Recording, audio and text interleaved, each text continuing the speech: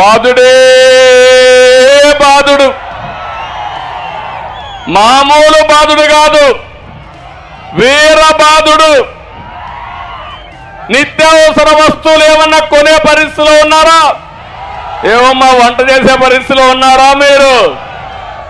నిత్యావసర వస్తువుల ధరలన్నీ పెరిగాయి. బియ్యం దగ్గర నుంచి ఉప్పు, పప్పు, కూరగాయలు అన్ని పెరిగిపోయే పరిస్థితి వచ్చింది. సామాన్య మానవుడు బ్రతకలేని పరిస్థితికి వచ్చాడు.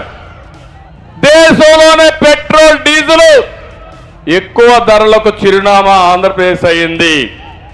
కరెంటు ఛార్జీలు 9 సార్లు పెంచారు. నేను ఒక్కసారి కూడా పెంచలేదు. మళ్ళీ హామీ ఇస్తున్నా, సమర్థవంతమైన పాలన ఉంటే కరెంటు ఛార్జీలు పెంచే పని లేదని మీ అందరికీ విజ్ఞప్తి చేస్తున్నా. కదలిరా కదలిరా ఓ తెలుగోడా, కదలిరా కదలి